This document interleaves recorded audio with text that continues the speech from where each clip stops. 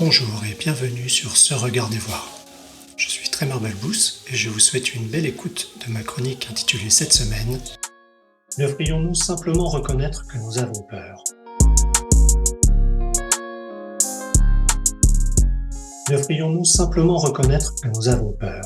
Je suis persuadé que seul l'avouer à soi-même et aux autres n'est pas une faiblesse, bien au contraire. La peur au quotidien.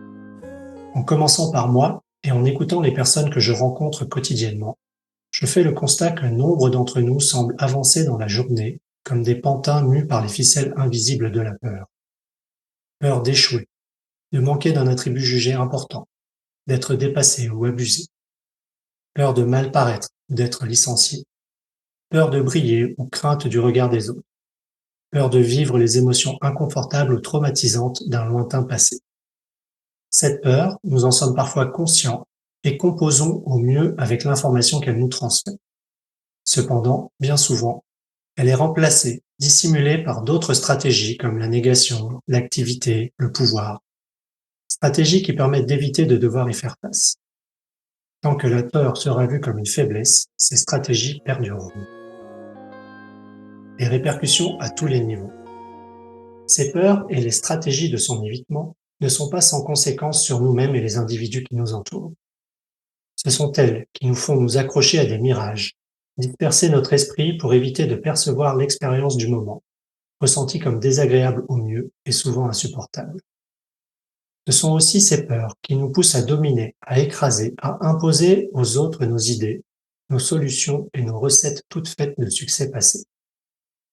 Ce sont encore elles qui nous poussent à acheter les recettes des autres sans s'arrêter une seule seconde pour vérifier ni l'origine ni les ingrédients qui les composent. N'est-ce pas la crainte de l'incertitude qui nous conduit à imposer des processus absurdes et déjà obsolètes dans l'espoir de contrôler le prochain instant, le prochain budget, le prochain projet? Ou celle de l'ignorance qui nous pousse à nous recroqueviller derrière nos illusions de certitude, de savoir? Pour combien d'entre nous est-ce au fond la peur qui nous fait utiliser des cartes d'orientation comme des guides de destination? Je crois que trop souvent, la peur nous fait abandonner notre sens critique au profit de la chaleur réconfortante de la pensée anesthésiée du groupe endormi. Accepter de l'apprivoiser. La première étape me semble être de l'ordre de la conscience de soi. Et si je mettais en doute mes motivations, au moins sur mes activités les plus importantes? J'ai découvert il y a longtemps que nombre de mes actions étaient fondamentalement guidées par la peur plus que par les nobles intentions que je véhiculais, au point de croire moi-même au mirage. Cette première étape de vérité intérieure mène à la suivante, celle d'accepter de ressentir cette peur. Les perceptions sensorielles étaient déjà là, mais les capteurs étaient inactivés ou réglés à un seuil de sensibilité inapproprié. L'information était simplement évacuée.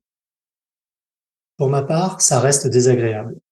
Cependant, rendre cette peur objet, la sentir et d'une certaine manière l'apprivoiser me permet de la mettre en contexte et en doute. Accepter de reconsidérer sa légitimité. Cette mise en contexte d'une peur et de la réaction automatique à celle-ci, forgée et sédimentée, nous invite à en interroger la légitimité ici et maintenant. Ce que je fuyais à 6 ans, car je n'avais pas les clés pour le vivre sereinement, est-il toujours à fuir aujourd'hui? Peut-être, en partie ou dans certaines circonstances, mais probablement plus de manière systématique. Je peux alors permettre à mon corps et mes réseaux neuronaux de se recalibrer pour vivre nombre de situations avec plus de sérénité, d'ouverture et de curiosité. En ayant à la fois la conscience et un regard critique sur ma peur, je m'ouvre plus de stratégies, incluant celle de ne rien faire, stratégie souvent insupportable jusqu'ici. Ouvrir de nouveaux horizons. Lorsque je prends conscience des peurs qui me poussent, que je me les avoue et que je les avoue aux autres, j'ouvre la porte de la vulnérabilité, et il me semble d'une profonde humanité. Mais ne soyons pas naïfs, il reste un risque, parfois grand, notamment en milieu professionnel. Cela est vrai aussi en milieu familial.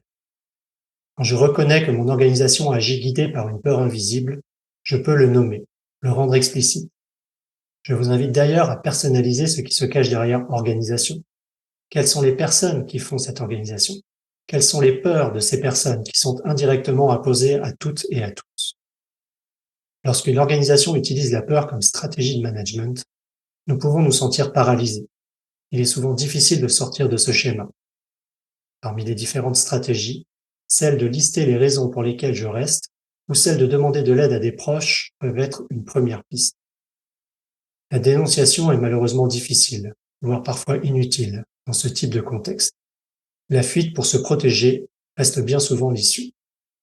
Elle nécessite en général d'affronter d'autres peurs. Pour résumer, je fais souvent le constat que la peur est un moteur puissant de notre action et que bien souvent ce moteur reste invisible ou ignoré. Cela a des conséquences parfois graves sur nous, nos proches, notre société et notre environnement. Apprendre à vivre avec elle, à l'apprivoiser est une voie vers l'ouverture et une vie apaisée et choisie. Mais ne soyons pas naïfs et sachons nous protéger lorsque nécessaire. J'associe, à tort ou à raison, l'idée d'agir en étant guidé par l'envie plutôt que par la peur, à l'idée de voir la vie avec l'état d'esprit de l'abondance plutôt que celui de la rareté. Et vous, quel rapport entretenez-vous avec vos peurs? Merci pour votre écoute. Vous pouvez retrouver le billet de blog associé à cet épisode sur ce-regarder-voir.com. N'hésitez pas à y déposer vos partages et commentaires. À la semaine prochaine!